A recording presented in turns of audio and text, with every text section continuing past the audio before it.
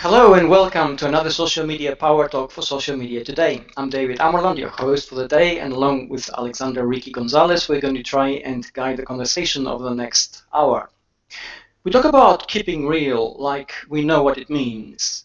In a way, we understand that being real is important. It helps us better understand someone else's intent. It makes it easier to establish a connection where someone is not trying to upstage us and gain the upper hand.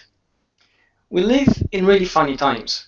We have begun to value the qualities that make us human, just as we have reached a stage where those same qualities, trust, authority, authenticity, being real in other words, are also carefully scrutinized and broken down into component parts.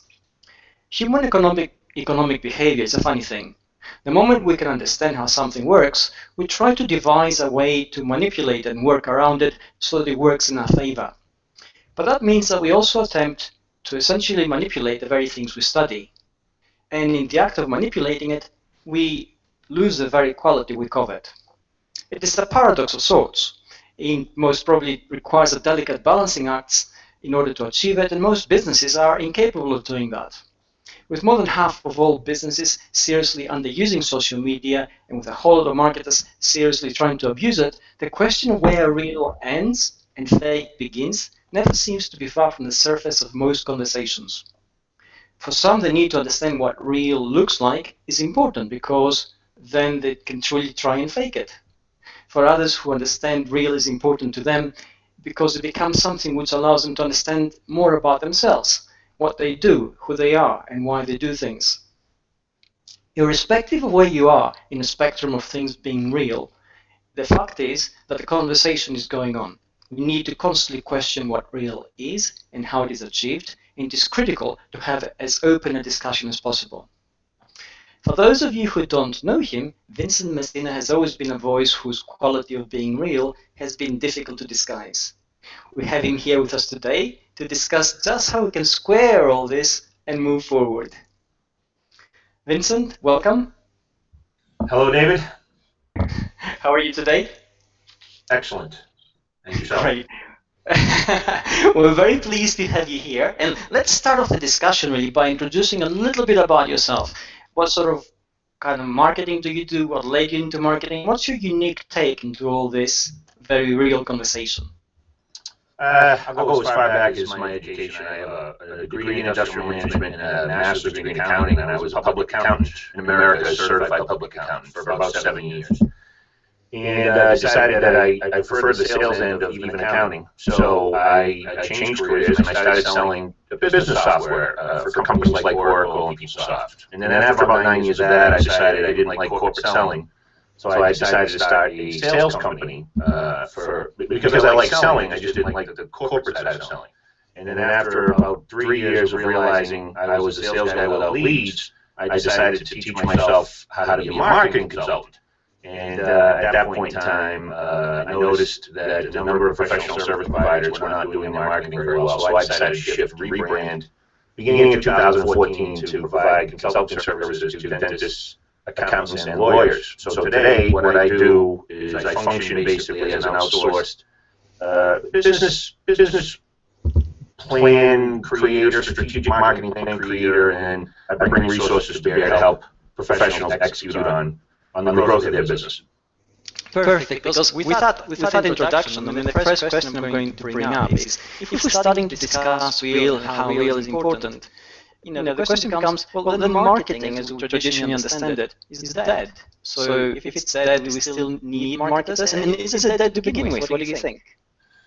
So, I guess it all depends on how you define marketing, right? So I read the articles that we're referring to here where people say marketing is dead. But what they're really saying to me is that advertising and promotion is dead. And in my view, that's only a subset of what marketing actually is. Because they go on to talk about the new evolution of marketing as it relates to, for example, treating your customer as your number one asset. And people have been talking about this for a long time. So I say that marketing is dead is kind of an extreme statement. But I would even go so far as to say that advertising, promotions, and some of those more traditional standby tactics and techniques is dead. I think it's also extreme because it discounts the discussion around what is your business model and where along the phase and the cycle of your business are you. If you're a brand new restaurant, one of the best things you can do is have a radio commercial to let people know that you exist. Hey guys, can we just like pause for a second? I'm being told there's an echo on both of you. So I don't know if John can fix that, or and John, you don't have to talk. You could just give me like a thumbs up or something. But I don't know if I have an echo too. I might have a really bad echo. I'm not seeing an echo coming to the stream. I would need to listen to it. But there's no echo coming through from here, guys. Okay. So, everybody? Is it universal? I'm the audience is saying it's on Vin and David. Apparently at first it was just Vin. But why don't you guys try talking again, and we'll see if it was just a weird fluke. I just made an adjustment. Okay. Let's see if this works. So from this point on, everybody, tell me if the echo's gone. Okay. Hello? There you go. Crowdsourced technical advisory. Thank you. Awesome. Okay, so that's pretty interesting actually, in terms of what you do, Vincent, because I mean, you know, in many ways you are indistinguishable from any kind of traditional marketer in your approach, in what you just said, and the way that businesses can connect. And yet, for anyone who has had any kind of contact with you, they know that's not who you are. You have a very unique perspective on how things should be done, and you tend to synthesize, for lack of a better word, a very critical approach to what is being said, how it is being said, and the impact it tends to have on the individual it's been addressed to, and also on those around them. So can I address that for a minute? Yeah, absolutely. I'll tell you the evolution of that sort of critical presentation. And the evolution is, as I talked about in my intro of my evolution, I had to teach myself marketing. And so part of that was to go online, and you start looking at the mainstream articles, and those articles are the articles that are being shared by everybody. They're the ones that pop up over and over again, and you start reading them and you start experiencing them. And then you start looking at some of the articles that aren't being shared that maybe have a little bit more accurate depiction of reality. And it kind of gets a little frustrating because you've spent an enormous amount of time reading some articles that really, they don't address what real business owners need to really fully understand and appreciate. So when I'm critical, it's not so much of the person or the content, it's trying to execute, trying to pick out pieces of a strategy. So when someone says social media is where it's at, and you got to go out and this is how you get a number of followers and whatnot, I have to take that information and go back to my client and say, this is what we're going to do for your business. And in doing so, we have to minimize the resource, the expenditure of time and money. And so to try to filter through all this, it became a little frustrating to a point where I started to say, all right, defend that. What are you really trying to say here? Because what you're saying doesn't make any sense. I think that's the evolution of it. Okay, first of all, I think what you're saying echoes the frustration felt by a great many people when they come across initially content which is very prominent in terms of the advice it gives. And that advice tends to be either very light in terms of its impact or very misleading. But that sort of raises the question, why do you think, I mean, we can all see that. So why does that content gain such prominence? What do you think drives that? David, you had to go there. Okay, so, boy, that's a fun one. This is going to get funny. Early on in my experience with Google Plus. About the time I joined Google Plus, I decided to really get involved online, right? It's when I really started to pay attention to my blog and on and so forth. And I had some experiences with, I guess, what people would define as influencers. Really what they are is social media people that have built a reputation and a presence. So I had seen a number of these articles that talk about, you know, when you really want to make a dent in your online marketing presence, you got to get these people to share your stuff. So I started to sort of interact and craft content, see if they would share. And what I was running into was that I would write this article that, in my mind, would have been well thought out and detailed and whatnot. And the influencer would sort of pat me on the head and move me aside. And then a little while later, I'd see them sharing something with the label superb, and I sat back and I was like, okay, what's superb about this? And then I realized what was happening here. I even questioned some people who were commenting. I sent a few emails to some prominent people who commented on some articles, and I said, you know, you seem like a fairly intelligent human being, and you said this article was excellent. Help me understand why you thought that article was excellent, because I don't think it was excellent. And the response was, well, I just want to make that guy feel good that I'm, you know, paying attention to his stuff. So my personal opinion, based on that limited experience, is that a lot of this stuff is sort of a, you know, this not back patting. You know, I pat you on the back. I want you to like me. I want, you know, on and so forth. And so this whole thing, it's a cycle of sharing stuff that makes it nearly impossible to get to the good stuff.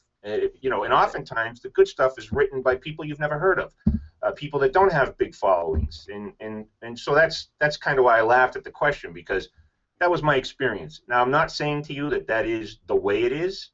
It's just the way I experienced it. And I appreciate this. Now, and it does raise a couple of questions here. I think that let's try and look at them both in turn. Now, the first one has to be relationship building, and in any kind of relationship-driven environment, there has to be what I call a sort of perhaps a soft connection with people, where you don't entirely agree with somebody, but you don't entirely disagree with them either. And, you know, perhaps, you know, the value of what they're sharing is not brilliant, but it's not bad. In which case you can promote it simply because it reinforces the relationship.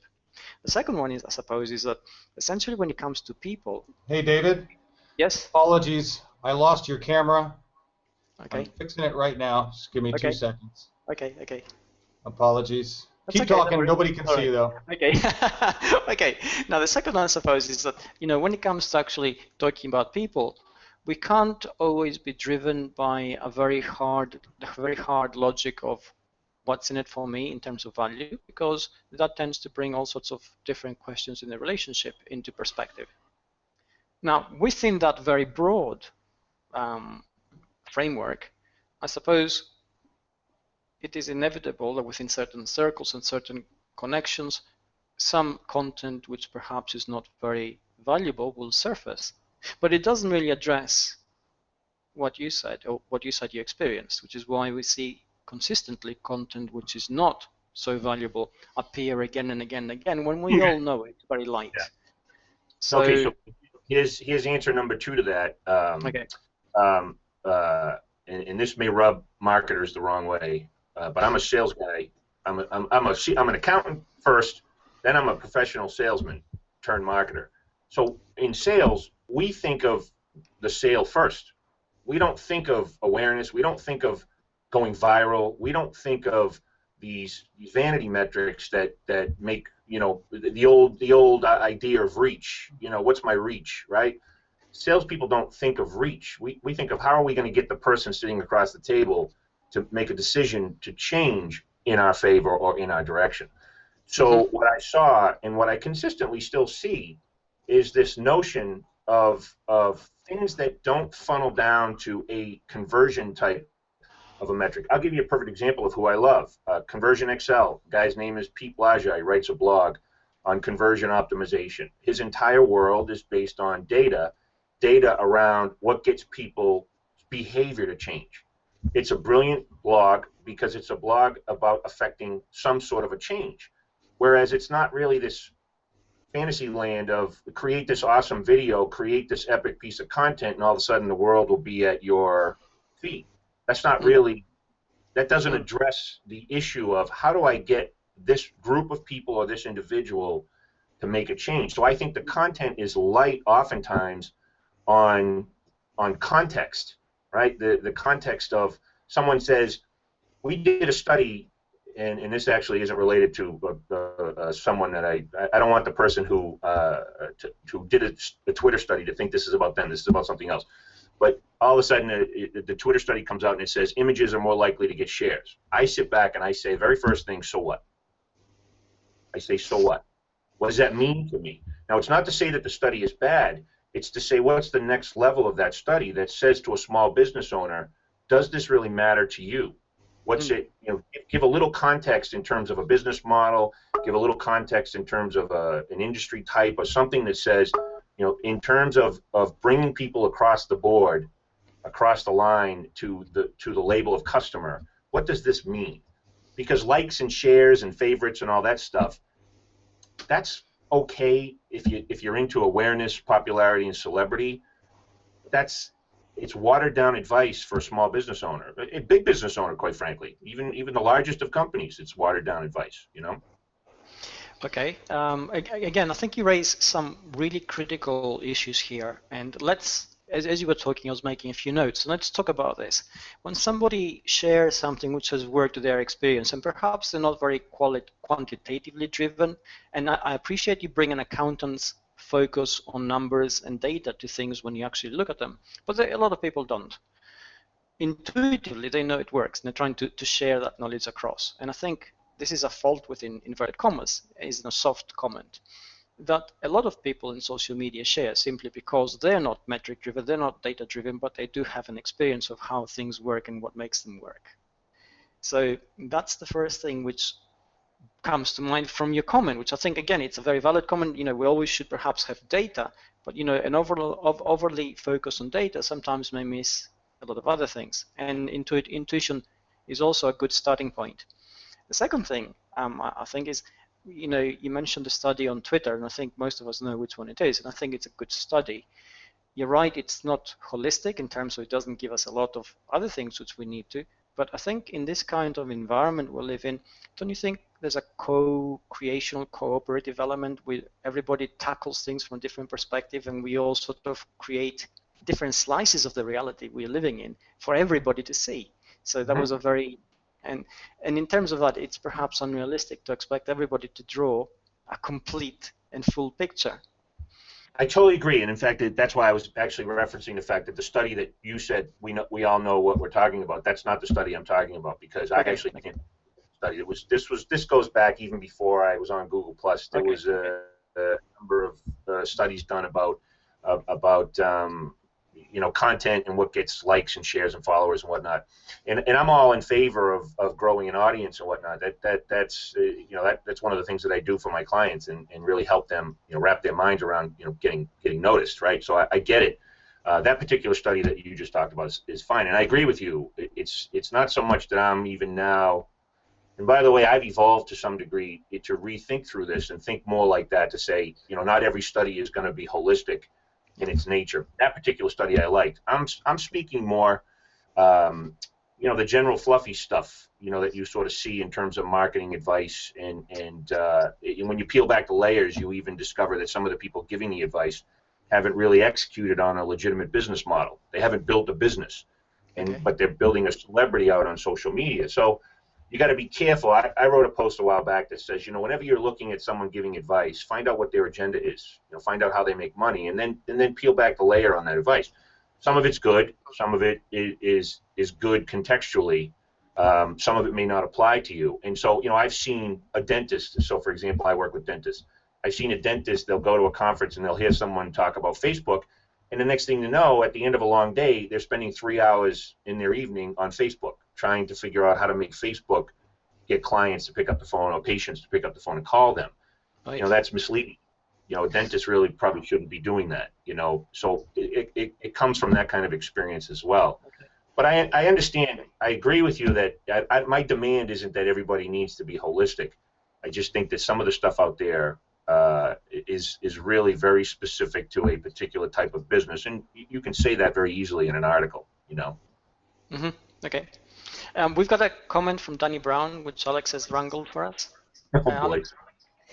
Yeah, I thought it fit in nicely with the conversation you guys are having about the relationship between marketing and sales. So Danny Brown says, who before this, I just have to say, has been throwing out jokes left and right about Vin, and they're hilarious.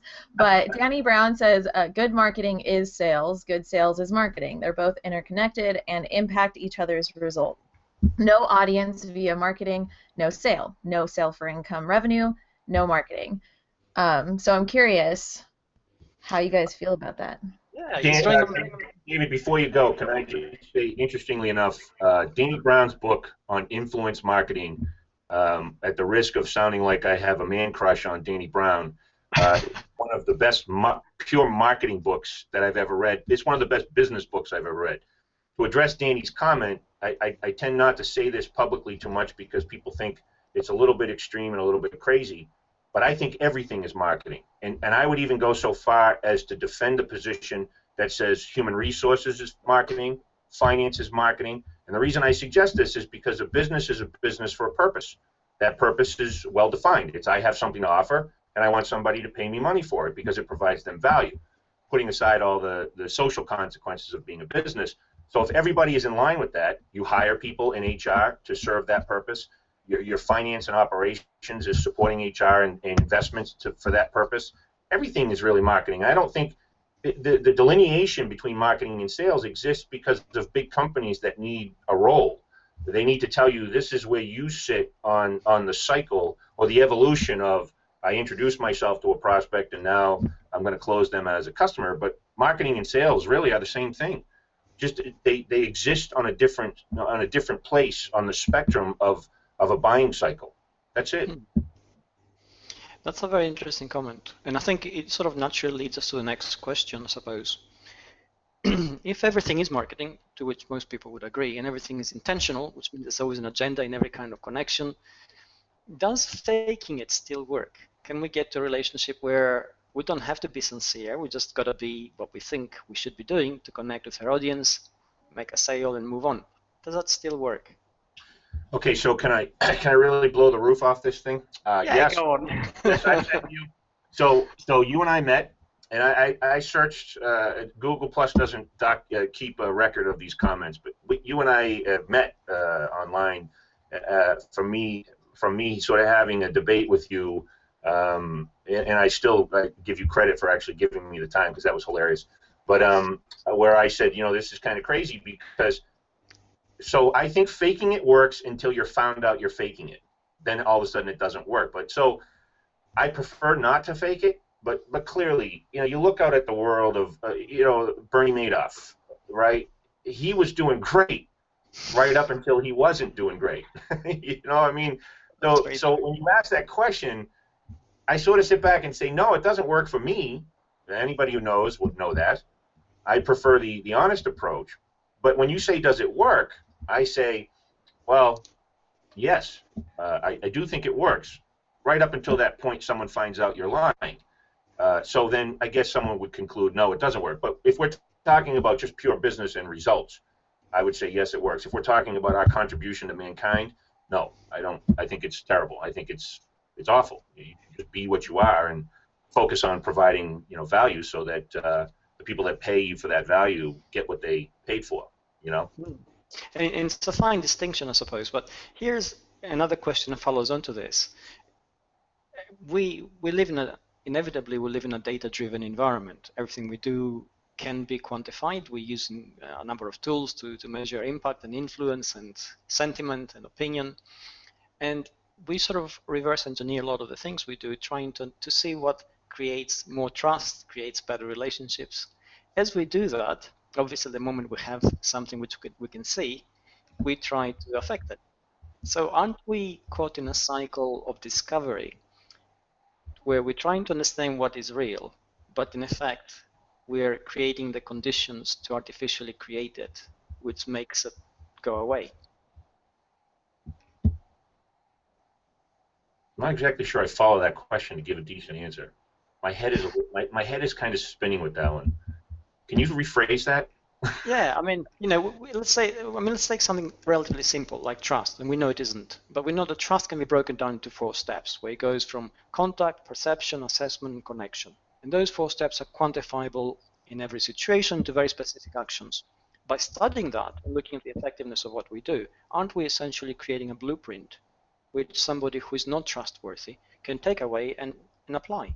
Okay, yes, that's exactly my point. Yes. So, yes, I'm glad I told you I didn't follow you and that you clarified. Yes, that's exactly my point. The blueprint, yes. I wish I could say capital yes, because that's precisely what I'm talking about. Because con men have been doing that since the beginning of mankind, right? They're brilliant at knowing that blueprint, knowing exactly what they need to say in order to get that person to feel a certain way about them, which in this case would be trust, right? This happens all the time. And some people have a red flag. I tend to be, unlike yourself, a little bit more on the pessimistic side. So I see red flags maybe where there aren't red flags. But I look at some people say things and I'm like, are you kidding me? That is just so, it's a trigger-oriented statement. They know that the words they're using are going to draw people in.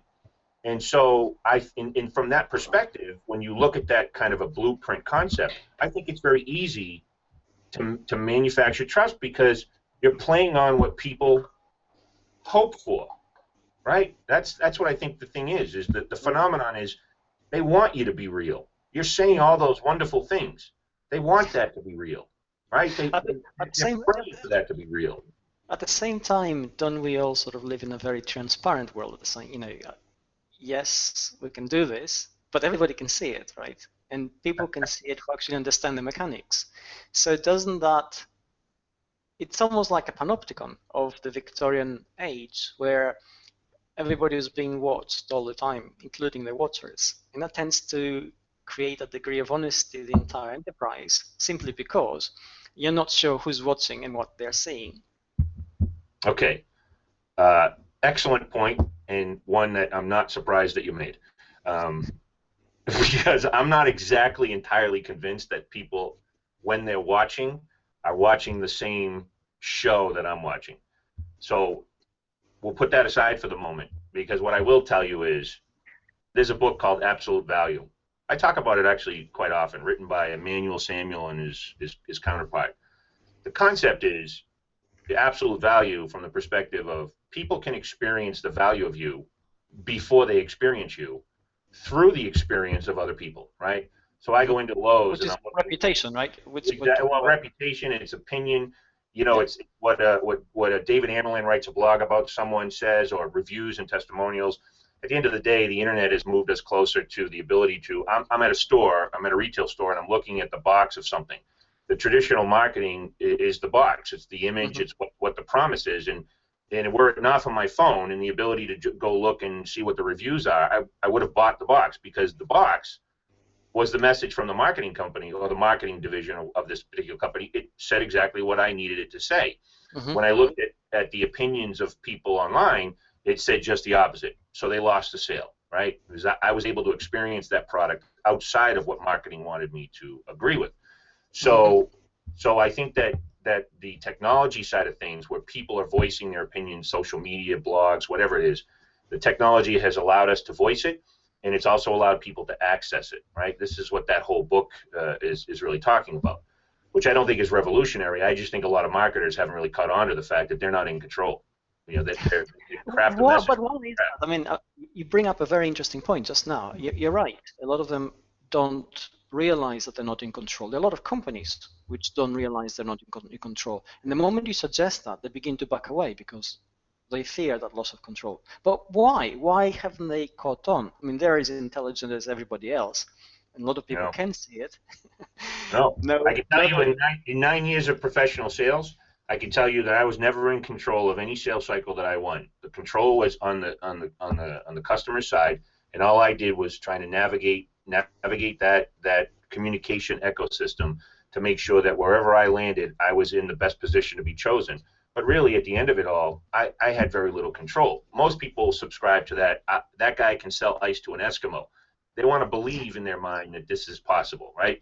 In this day and age, even on the marketing front, yeah, it also, by the way, it also depends on the type of product that you're selling. I think marketing certainly can get inside your head when they put a girl in a bikini on the hood of a Mustang. All of a sudden, you want that Mustang. In reality, what you want is the Mustang to help you get the girl in the bikini. So I understand they can control you to some degree. But if that Mustang breaks down and it becomes a lemon, the reviews and testimonials are going to supersede, you know, because a clunker is not going to help you get that girl on with the bikini.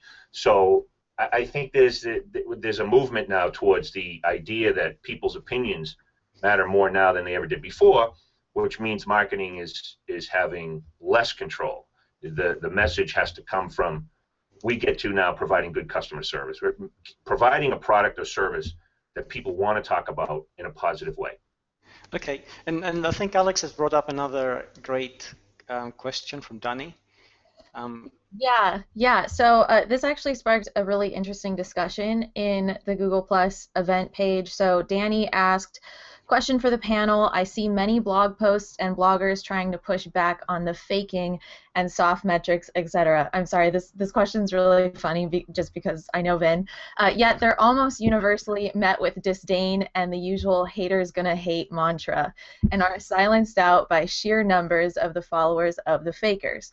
How can we get the serious message through when the fluff army pushes back so much, often to the point that the dissenters simply give up trying to counter-argue? And we have Charles Pyatt in the audience saying you just got to keep pushing through. We have Iblis Bane saying, you know what, do you really want the eyes of those people that believe that kind of stuff? So I feel like I think with the label of Fluff Army, I think we can make Danny Brown an official Vincent acolyte. Danny Brown and I, you know, we when you read his book and you interact with Danny in social, you know, to me, Danny is the real deal because he sort of cuts through the BS and gets to the point of what we need.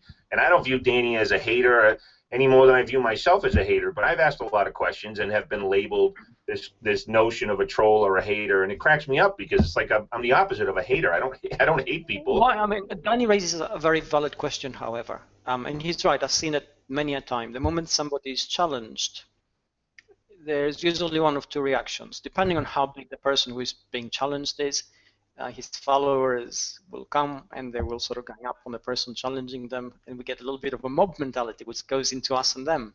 Or the person himself rallies up his followers and they come in force to basically make the point through sheer numbers. But why does it happen? Because in many ways it's the very antithesis of what we're trying to achieve through social media. We're trying to create a multiplicity of views, which will give us a clearer picture of what works and what doesn't. So I'm not a trained psychiatrist, nor have I studied at any level of depth psychology, so I can't really answer the question, why does it happen, other than to speculate that people just don't want to be told they're wrong. I mean, look, they killed Socrates 3,000 years ago for the very same thing, right? And we haven't really evolved. When someone asks a tough question, you know, people sort of get on the defensive, and their supporters come around and get on the defensive because you're really questioning. You know, I asked a question on a blog a while back written by a fairly prominent guy who wrote something about the Lego movie. And I simply asked the question, you know, can we really believe this? Is this true? Is this how it evolved? And a comment back was that I was basically shallow. And I said to myself, wow, I'm not really shallow. I'm kind of asking a question, you know, if you're giving business advice based on this evolution of a movie and whatnot, what do we really think? What's the origin of this entire strategy? I don't view that as being shallow. I didn't get caught up in the inspirational moment of it, so I guess maybe that made me shallow. But I was trying to ascertain what can we as business people take away from this entire concept, and that's how I was labeled. And the reality is it doesn't give. So I go away and I never comment on this blog again. What that does is it creates you've heard some people talk about this, the sheep herding, all this other stuff. Put all that aside. You know, everybody loves to feel good and everybody loves fandom. But what it creates is one view, one message. You shared something that was, I think, awesome. That individual, I don't remember his name, he did the elephant scheme, right? The little character of the elephant, where somebody sees the elephant as this. Well, someone else sees the elephant as this. What I want to do is I want to get all those people together and show me the full elephant. And regardless of how heinous an opinion is, or regardless of how critical an opinion is, ultimately it gives me a better view of the full elephant. And that's what people are missing. They're getting one piece, and they're going off and they're taking action. They don't see the whole picture because they're not willing. They're blocking, even if it's critical. Even Why? if it's an ugly Okay, I mean, comment. I suppose, but I know you said you're not a psychologist, but any kind of salesperson has an intuitive grasp of psychology and motivation. So really, why do we behave like that? And you're right, this kind of behavior does go on, and it shouldn't, but it does. I Which told raises the you, question. but I told you a month or so, a couple months back, I said the secret to all this is to just say I don't know, right? How many people are willing to say, yeah, you know what, I might not know? We're creating the world of experts, right? Social media, for example, is allowing people with literally no credentials to log on and say, I'm an expert. Well, now they've created the brand, I'm the expert. Well, when you have created that brand in your own mind as I'm the expert, the last thing you want is for someone to tell you you're not an expert, but to admit publicly, yeah, I'm not sure I know that. When in reality, the true expert is, look, I was a CPA. My job was to be an expert. That's what I got paid for. My favorite answer was, yeah, I'm not sure. Let me go find out. That's my favorite answer. Well, what's wrong with that? What that means is I'm going to get you the best. Absolutely nothing. I mean, I'm smiling because you said that we're creating experts through social media, and perhaps you're right. Perceptually, we are, but to my mind, social media has always been the exact opposite. Because the moment we connect with individuals and we realize the value that's hidden inside relatively unknown people's head, we realize how much or how little we know ourselves and how much we benefit from that connection, which is what makes it valuable. Because suddenly you have access to brains more than your own. But to go back to the picture which you paint, in some ways, it would appear that a certain segment of social media, if not everybody, is still using the digital tools we have at our disposal to carry on as usual. So really nothing has changed. Exactly. But that's why you and I always sort of butt heads on this concept, because where you say it opens it up, I sort of say, well, no, it just gives the folks that really don't think this way a microphone. An amplifier, now all of a sudden they've got a big electric guitar. But don't you think when we do actually meet in that kind of environment, that sort of totally makes the point that it opens it up? In the past, our paths would never have met, and I truly believe that. I would never have met you, or being exposed to your points of view and your approach to things, which I think is very refreshing. I would never have met Danny Brown because geographically we're so far apart, and yet here we all are discussing all this on a thread, being watched by hundreds of thousands of people potentially, who also begin to think about this. Don't you think that suddenly this is a game changer in the broad sense of the word? Here's what I think. So if it kind of made me laugh to think that I was going to be talking to you on a show about social media, because I'm not a social media marketing consultant. But here's what I use social media for is exactly what you just said. And that is, it's to question all my assumptions, to question my knowledge, to find out more, to become better at what I do. Because I have access to you, I have access to Danny Brown, I have access to guys like David Kuchar, Stepan Hovnavian, Mark Trepagan. These are folks that even a Padraig of the world. I mean, you read something by Padraig, you read something by Iblis, Iblis, whatever his real name is, the little devil has sort of taught me that neutrality is not such a bad thing. So you get to see. Social to me has been reaching people like you. It's just really hard to find you. It's really hard, not you so much, but some of these other folks.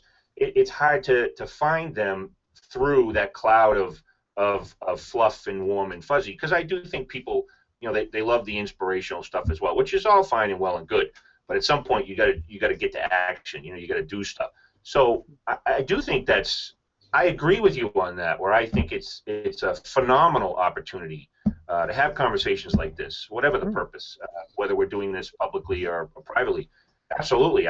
My world has been substantially enhanced by knowing the Danny Browns of the world, reading the things that they say, questioning what I think I know. I do this offline too. I surround myself with people who say, Vin, really? Are you really thinking this through? No matter what. So I want those people around to say, no, that's really not the way you should be thinking about this. And then you're able to build your own, foundation of beliefs, if you will, or knowledge and expertise. So I agree with you that that's the truth. but there's also a mountain and a litany of stuff you've got to sift through. Okay. But I've even come to terms with some of that as well, because there's some value in things that I originally didn't see value in. Now I sort of sit back and say, well, why don't you calm down and consider Iblis and take a more neutral stance, and Okay. We've got a question which Alex has brought up from Gina Fidel. Alex. Yeah, so Gina, I'm going to say your last name right. Fidel. She got kind of defensive about that. Speaking of defensive, she quoted you, Vin, saying when people ask a tough question, people go on the defensive, and that led her to ask, why is it that most people don't understand that? They are so defensive that they are defensive about their defensiveness. And then Mark Vang weighed in and he said, here's a crazy idea. If someone takes the time to ask questions, that might mean they actually read your posts and care. So I thought that was a decent response. But what do you think, Vin, with your incredible psychological background that you have? Yeah, right. I know, exactly. I'm so well versed, right? Okay, so David, I'm going to put you on the spot a little bit here, and I apologize for that. But since someone's asking the question, I started Google Plus, and I started seeing what was going on, what you and a number of other people were sharing, and I created a post, and I said, folks are always talking about social media and authenticity, trust, all that's great. I never see the word curiosity. And it's not because I want to pat myself on the back and talk about a thread that I wrote on my blog, blah, blah, but asking questions when you're new to social media, and even when you're not new to social media, asking questions is a beautiful approach to interacting with people, building relationships with people, making comments on their blogs. It doesn't always work. We've talked about this in that little clip about being authentically real. Sometimes when you ask questions, you have to be prepared that it's not going to go all that well. But when you're curious about things, and you're curious about the content of others, and you're sincerely trying to learn, that's important. I think where it breaks down online is people don't get the message in your words and tone, and that is the funniest part.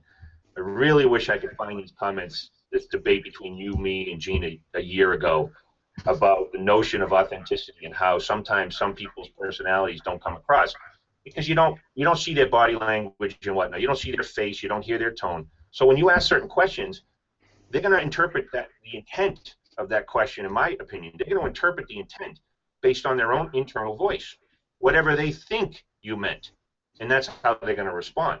And I think often, unless you have, the perfect words or the most gentle approach, which I don't have on or offline, it's going to come across as Vin, why are you being so, why are you being so negative and critical? And I'm like, I was just asking a question. I wanted to know what you were thinking. I didn't mean to offend you. It just came out that way. And you got to be careful with that. But at the same time, I also made that post about whose responsibility is it. The person interpreting the question, I do think Mark Vang is right. Another person who, by the way, I love because he just sort of tells it like it is, at least from his perspective. And he cuts to the chase. And he's not afraid to be asked questions, and he's not afraid to ask questions. I think it is a compliment. If I'm coming in and I've read your stuff and I go, yeah, you know what, I'm not sure about this, it's because I'm thinking about it. Yet people don't necessarily want to, I don't know if it's their first reaction or what, I don't know. Certainly, by the way, I certainly don't know how to change that on a global level. I think that's been with us for quite some time. I'm not the guy who says, yeah, no, I think we could, in this hangout on air, we could completely fix that entire phenomenon. I think Alex is bringing up the poll we had to begin, which started out before the hangout itself. Alex, how are the results doing? Would you mind giving us a look at this? Yeah, sure. It seemed to fit in well because Vin started talking about authenticity. So this poll was a question about what does being authentic in marketing mean? And there were a couple of comments on different shares of the polls that were saying, well, I don't like any of these answers. I like this answer. But right now, it's still consistency and value is still the most prominent answer with 62% of people choosing that one. And sharing my beliefs is 22%. And I think that one is interesting because we also have a comment from JD that says, so keeping it real in street vernacular implies saying things others do not want to hear. So I thought it was I was like, okay, sharing beliefs, and then we have saying things that others don't want to hear. So what exactly? And then she goes on to ask, what exactly is keeping it real? What does that mean? Actually, that's a real question, isn't it? Because we all have finally developed inner compass, if you like, which points us towards the right direction. We all know real when we see it, but we don't know unreal until we actually come across it, because it's very difficult to define sometimes, especially if we're using the same metrics. What do you think about this, Vin? How does somebody become real? I think it's an impossible question to answer, and we discussed this briefly. And my experience over 12 months tells me this. Uh, uh, my brain plays tricks on me. Your brain plays tricks on you. We're playing tricks on each other. And so when someone says, I see it like it is, how's that possible? How is that possible given all of our confirmation bias? How about just cognitive biases in general? This whole concept that we're being moved and swayed by all these different messages and signals, to think that something is real that's not real. So when someone says, how do you keep it real? I do think step one is to sort of figure out, well, who are you? Like, who am I? What is my take on all of this, right? As much as Sanjeev wants to say this is an easy question to answer, I completely disagree. I think this is one of the most infuriating questions of mankind. Who am I? Who knows? And so, but if you don't know the answer to that question, how do you keep it real? Well, so then I evolved to phase number two, and that is, well, I'm going to be whatever it is I am at that particular moment.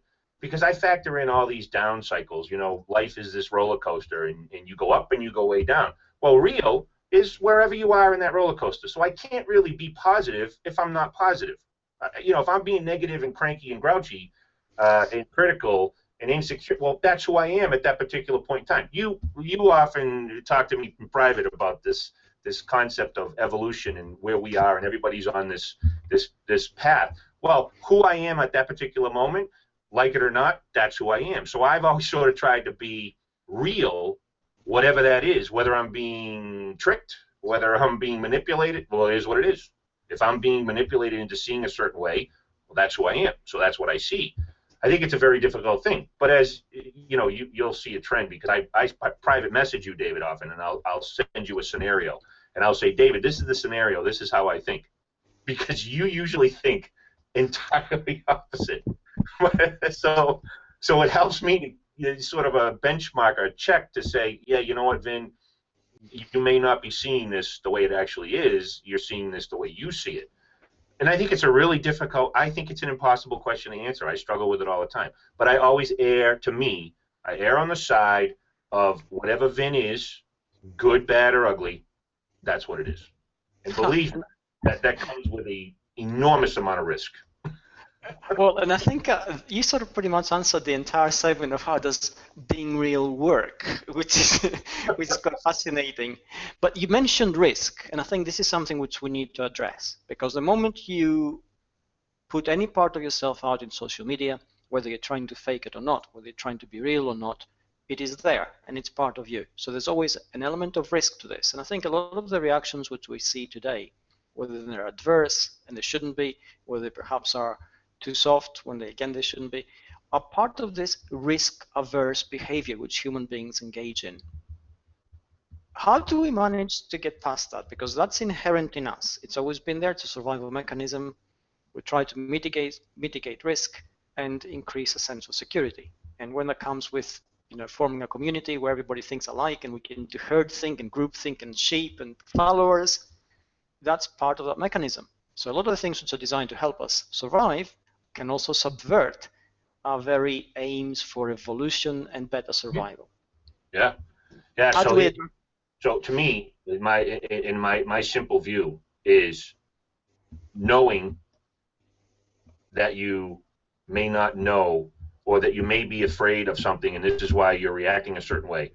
If you can consciously focus on that, meaning, okay, I'm responding a certain way to this person, but you know what? It might be defense mechanism. If I know that I might have a defense mechanism, I might take a pause. You and I always joke about this notion of impulse response, right? Where you have it and I don't. Mine is like 4 days. Yours is like 10 seconds.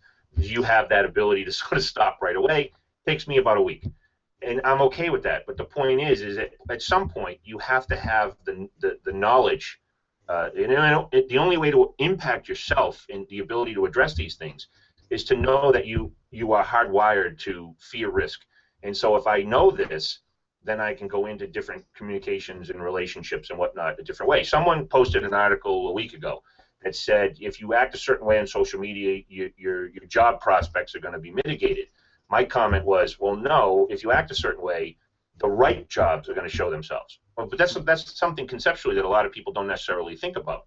If I'm myself, I'm going to find myself where myself should be. If I fake it, I will wind up someplace where my real self doesn't want to be, whether I know it or not. And so I think it's critical to understand that. Really, it's just about knowing these things, really knowing that, yeah, you know what, I might not really be seeing this the right way. What's wrong with me, potentially, right? What's wrong with me? Which leads us, I suppose, to the closing segment of our hangout. Where do we go next for social media and marketing? I think we've seen from everything we've discussed so far that we are in a very mixed world. Some of us are on a path of evolution and keep an open mind and are willing to basically challenge ourselves. And some are in what should be said to be denial. We're trying to pretend that the world of the past is still existent, but we have better tools at reaching the masses, and we can just pre-package our messages and try and control those we come into contact with. It makes for a discordant kind of situation. Obviously, it's evolving. Obviously, there's friction there. How do we move forward? Where do we go next? Brilliant question. Man, I wish I had an answer, because some of the things that I see on social scare me to death. My limited understanding of biases and how they're formed. The volume of messages confirming what we think, leads us down a path of digging our heels in instead of opening ourselves up to a different way or a different view of the world. When you're thinking of changing the world, violence and hatred, these kinds of things, really what it amounts to is we have to change the way we see it. And I think, yes, social media can help, but I also think, again, where you and I sort of butt heads on this, is there's so much out there that confirms what we believe. I'd like to see people be more comfortable with being around people that don't believe what they believe, to get a more holistic view of the way the world sees it. I don't know how to do that. I think it's a very complicated thing. I don't think it's something easily solved. We have a comment from which Alex has wrangled up. Alex, do you mind bringing it up, please? Yeah, so this actually fits in really nicely with what Vin was just saying. Mark Vang asked, can we explore the difference between being negative and critical? In social, lots of folks say to always keep it positive, and critics are haters. And Iblis Bane responded to this saying, I've always felt that if all one is faced with are haters, I hate that word, then maybe the problem is actually with oneself. But I know, Vin, this is an issue that you run into more than once.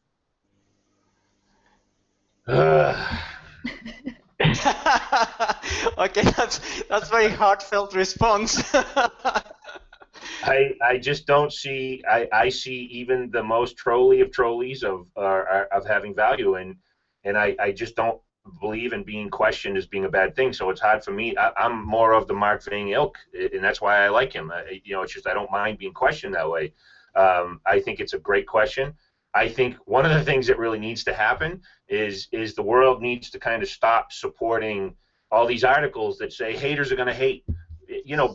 Really, no, that's just it's the wrong message to be sending to people. That's the worst thing we can think, because even the most critical of critics, whether they have your best interest in mind or not, depending upon their intent, whether they really just want to beat you up, they have a valuable point. It's something that you can at least consider, something that you can accommodate, something that gives you a more holistic picture of that elephant. So I can't stand these things that haters are going to hate and trolls are going to troll and all. Well, really? Well, all that tells me is that all you're interested in is feeling good about yourself and becoming a global celebrity, the next Seth Godin, if you will. It doesn't tell me much more. I like to be around people that like to say, yeah, Vin, that's just not the way to look at it, or hey, I'm not sure that you're thinking of that properly. Generally speaking, though, intent matters. If somebody just wants to beat you up, it's just a waste of time. It's a big, huge time suck. But I agree with Mark, and I don't know what the solution is other than to get people who really just believe in this whole concept of positivity. I'll end with this story. David, you're a fighter. I always say to people, it's the punch you don't see coming that knocks you out. And the only way you can see that punch is to feel like that punch is coming. That's a very negative thing. It's not positive. You're a pessimist. I believe this guy is going to punch me. I need to duck. That's not positive. That's negative. You're assuming the worst. And if you don't assume the worst, it's going to hurt you in the end. Okay. I'm looking. Okay, let's look at the next comment that Gina Fidel has made, please. Okay, so I brought this up now. This was a conversation that happened a little while ago, but I brought this up now because Vin mentioned the word value. So Gina Fidel said, so much that happens on social is immeasurable. If we're always overly focused on metrics, we lose sight of our humanity. And that really started this conversation about what is immeasurable. Lisbane said it's not immeasurable, it's just intangible, and there was kind of Gina kind of disagreed with that. So what do you think about measuring social? Okay, this is an interesting question because this is an ever-evolving field, and we have constant improvement in terms of what we can understand from the interactions and metrics. Certainly in social media, like anything which happens online, we have very good visibility of everything that happens and the impact it has. What we don't always have is a very good understanding of how to interpret what we see. But that's getting better and better all the time. So we're getting to the stage where we can basically quantify sentiment and opinion and trust and non-trust and how they're propagated through social networks, which essentially is what the whole discussion is about today, because as we're getting better and better at understanding those things, then we become better and better and more adept at using them. And if we become more adept at using them, we also, by the same token, become more adept at misusing them, which essentially is why we're having this discussion with Vincent today. Vincent? And I agree with what you said. I would just start with saying the answer to Gina's question is, if we're talking from a pure business perspective, it depends on the type of business you have, where you are in the evolution of that business in terms of what you're measuring. I work with professionals. I'm a professional myself. My value is the value that I have and the time that I spend on Google Plus is really hard to measure, except that when I sit down with a client, a prospect, and I turn that prospect into a client because of an interaction I had with Ammon Johns or David Kuchar in a community where I asked a question about search engine optimization, and that led to my ability to have a much more articulate, or an ability to articulate the value proposition of what it is that I sell. Well, how do you measure that from the perspective of I just signed a new client, but I can't measure the interaction. It is what it is. It's a different, it's a different way to look at it. I think social opens up, quite a bit in terms of what you're measuring and what you're not measuring. And it really depends on what you're selling, what you're offering, why you're here, what's your purpose, what's your goal.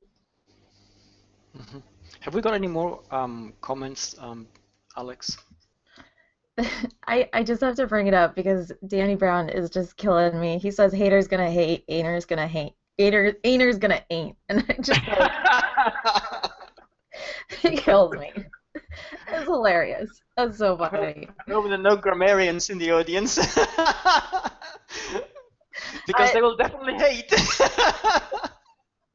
The last question that we really haven't addressed yet is a while back when Vin was differentiating between marketing and sales, Denver Profit Jr. did say, but aren't reshares to a degree additional inbound links back to your blog article? Yes, essentially they are. He's right, and I think Vin was making the same point in terms of the greater engagement that people have within social media. And by the same token, that also tends to drive sometimes abuse. So, there's always that double-edged approach to everything we do. Okay, and with that final comment, we are reaching the end, essentially. We've looked at how being real in social media stands today and what impact it has. Vincent gave us a very good account of perhaps a critical approach and a very sort of sharp entry into the field where he's driven by metrics and data and expects things to make sense at every level. And he's not afraid to ask questions, which has led to some very, very interesting interactions and engagement over the last couple of years. The question really is, where do we go from here and where do we stand? Real is obviously important. We are getting better and better understanding the mechanics behind all this. Ultimately, however, it is a human-to-human contact, and this is what we feel. If that doesn't work for us as people, it's not going to work for us as marketers, it certainly won't work for us as business, and it certainly will not work as customers. So trying to solve the human connection, that in itself is a huge problem. Because as people, traditionally, we come from different perspectives, have different opinions, different ideas, belief systems, creeds, religions, ethnicities, and languages even. The picture gets very complicated. Solve it we must, and the only way to go forward from here is to actually understand that it's a common problem. We all face it equally, and we all have to find a way to make it work for all of us. And with that, I bid you goodbye until the next time. Thank you for listening.